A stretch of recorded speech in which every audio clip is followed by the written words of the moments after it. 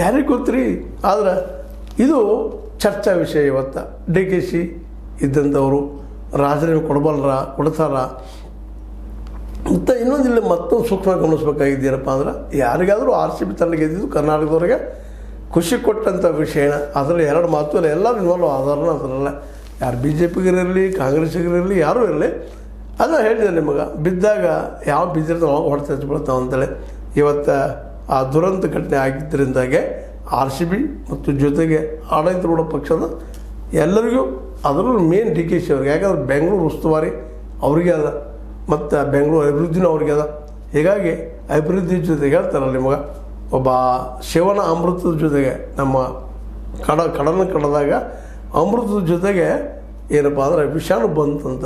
ಹಾಗೆ ಘಟನೆ ಆಗಿದ್ದಕ್ಕಾಗಿ ಈ ಎಲ್ಲ ಸಂಪುಟ ಸಚಿವರಿಗೆ, ಅದರಲ್ಲೂ ಮುಖ್ಯವಾಗಿ ಡಿ ಕೆ ಶಿ ಅವ್ರಿಗೆ ಮತ್ತು ಜೊತೆಗೆ ಸಿದ್ದರಾಮಯ್ಯನವ್ರಿಗೆ ಈಗ ನೀವು ರಾಜೀನಾಮೆ ಕೊಡಬೇಕು ಅನ್ನುವಂಥ ಒತ್ತಡಗಳು ಹೆಚ್ಚಾಗ್ತಾ ಇದ್ದಾವೆ.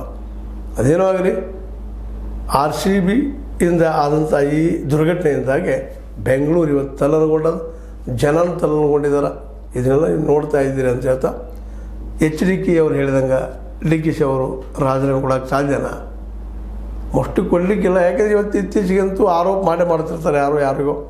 BJP ಅವ್ರು ಕಾಂಗ್ರೆಸ್ಸಿಗೆ ಮಾಡ್ತಾರೆ, ಕಾಂಗ್ರೆಸ್ಸಿಗೆ BJPಗೆ ಮಾಡ್ತಾರೆ, JDS ಅವ್ರಿಗೆ ಇನ್ನೊಬ್ರಿಗೆ ಮಾಡ್ತಾರೆ, ಕಾಂಗ್ರೆಸ್ಸಿಗೂ ಮಾಡ್ತಾರೆ.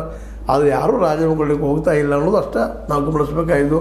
ಯಾವಾಗ ಕುತ್ತಿಗೆ ಬರ್ತದೋ ಹಾಗೆ ಏನಾಗ್ಬೋದು ಅಂಥೇಳಿ ಒಟ್ಟಾರೆಯಾಗಿ HDK ಅವರು ಮಾತ್ರ ಡಿ ಕೆ ಶಿ ಅವರಿಗೆ ಈ RCB ದುರಂತವನ್ನು ಕೋಳಿ ಕಟ್ಟು ಪ್ರಯತ್ನ ಮಾಡ್ತಾ ಇದ್ದಾರೆ. ಕರೆನ ಇದು ಖರೆ ಅಂದ್ರೆ ಖರೆ ಅನ್ರಿ, ಸುಳ್ಳಂದ್ರೆ ಸುಳ್ಳನ್ರಿ, ಆಯ್ಕೆ ಮಾಡಿರಿ, ಡಿಸ್ಲೈಕ್ ಮಾಡಿರಿ. ಅದೇ ಕಾಲಕ್ಕೆ ಇದನ್ನು ಸಬ್ಸ್ಕ್ರೈಬ್ ಮಾಡೋದು ನಿಲ್ಲಿಸ್ಲಿಕ್ಕೆ ಹೋಗ್ಬೇಡ್ರಿ ಮತ್ತು ಶೇರ್ ಮಾಡೋದು ನಿಲ್ಲಿಸ್ಲಿಕ್ಕೆ ಹೋಗ್ಬೇಡ್ರಿ. H16 ನ್ಯೂಸ್ ಅರ್ಥಾತ್ ಹೇಗೆ ಸಿತಾರಾಮ್ ಇದು ಸತ್ಯದ ಕೈಗಂದ್ರೆ ವಂದನೆಗಳು.